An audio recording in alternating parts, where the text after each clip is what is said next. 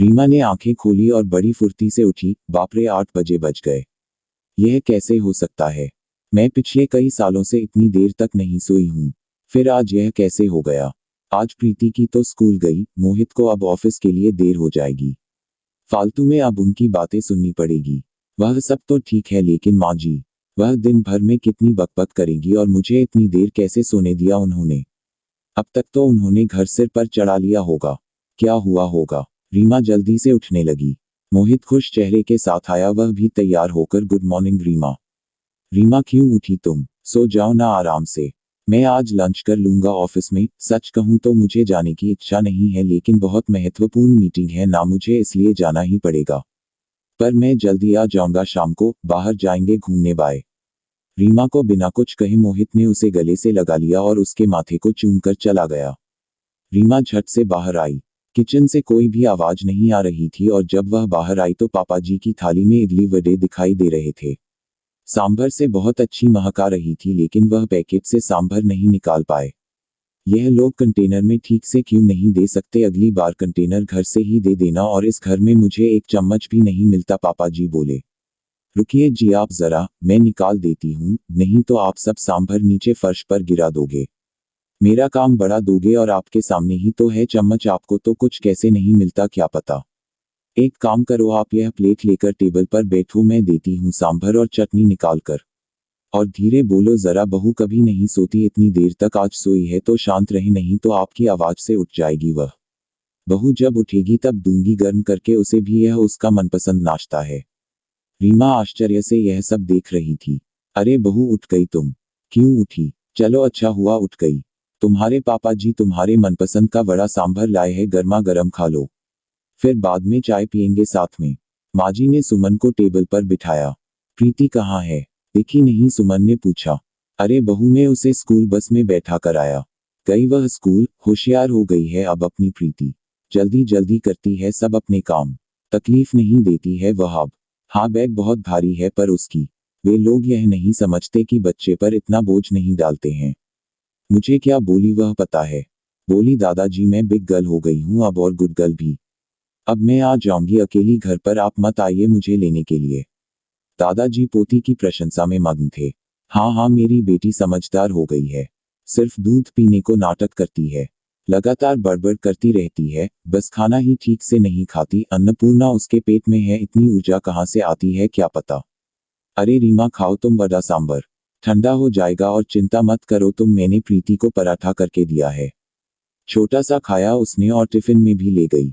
माँ जी बोली। क्या पापा जी? माँ जी, मुझे उठाना चाहिए था ना, आपने क्यों किया सब काम?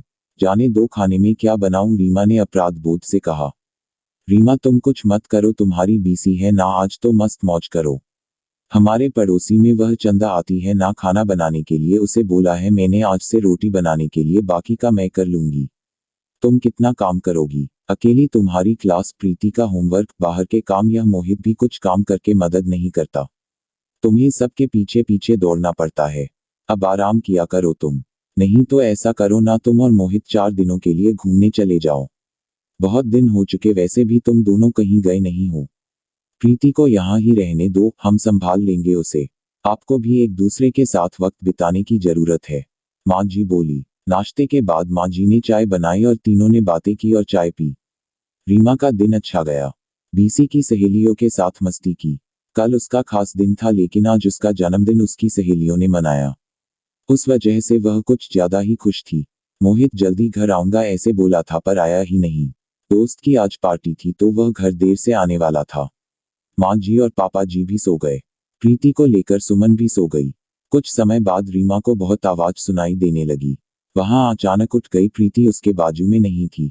वह डर गई और हॉल में आई। हर तरफ अंधेरा था और अचानक रोशनी आ गई। हैप्पी बर्थडे टू यू, अचानक जोर से बोले। माँ जी, पापा जी, मोहित सब हंसकर उसे विश कर रहे थे। प्रीति ने दादी की मदद से सुंदर केक बनाया था। रीमा ने केक काटा और सबको खिलाया। सभी खुशी के मारे सो गए। फिर बाद में सुबह रीमा उठकर देखती है तो पास में सुंदर सा ग्रीटिंग कार्ड था। उसकी बेटी प्रीति ने खुद के छोटे हाथों से बनाया था। वह कार्ड देखकर सुमन बहुत खुश हुई। उतने में एक बड़ा टेडी बियर चलते हुए उसके पास आया। सरप्राइज मम्मा, यह मैंने तुम्हारे लिए स्पेशल लिया है। मेरे पिंगी बैंक में से सेविंग करके। रीमा को गले लगाकर उसकी लाडली बेटी बोली। रीमा की आंखों से खुशी के आंसू छलक पड़े। अब मोहित की बारी थी। उसने रीमा से कहा कि वह अपनी आंखें बंद कर ले और उसके लिए लाया हुआ खूबसूरत हीरो का हार उसके गले में डाल दिया और उसे आईने के सामने खड़ा कर दिया। वाह, अब सच में वह हार कितना खूबसूरत लग रहा है। सुंदर लग रही है मेरी रानी। लगता है जैसे यह तुम्हारे लिए ही बना है। मोहित ने खुशी से रीमा को गले लगा लिया। तभी रीमा कुछ कहने ही वाली थी कि माजी पापा जी आ गए। यह दुनिया की सबसे अच्छी बहू रानी के लिए, मतलब हमारी बेटी के लिए है। माजी पापा जी ने कश्मीर का टिकट रीमा के हाथों में रखा और रीमा उनके पैरों पर आशीर्वाद लेने के लिए झुकी, लेकिन माँ जी ने उसे गले लगा लिया। पापा जी ने सर पर हाथ रखकर आशीर्वाद दिया। यह क्या माँ जी, पापा जी, इतना बड़ा सरप्राइज। वास्तव में इसकी कोई जरूरत ही नहीं थी और हम दोनों ही क्यों जाएं? रीमा ने उत्साह से कहा। नहीं नहीं, हम बूढ़े लोग क्या करेंगे वहाँ, वैसे भी आप दोनों को इसकी ज्यादा जरूरत है और हम प्रीति का भी अच्छे से ख्याल रखेंगे ताकि आप दोनों फुल एंजॉय कर सके। वह सेकंड हनीमून क्या बोलते हैं ना वो। आप आ जाओगे तो हम चले जाएंगे। पापा जी ने धीरे से मोहित को आंख मारी। रीमा और मोहित दोनों शर्मा गए।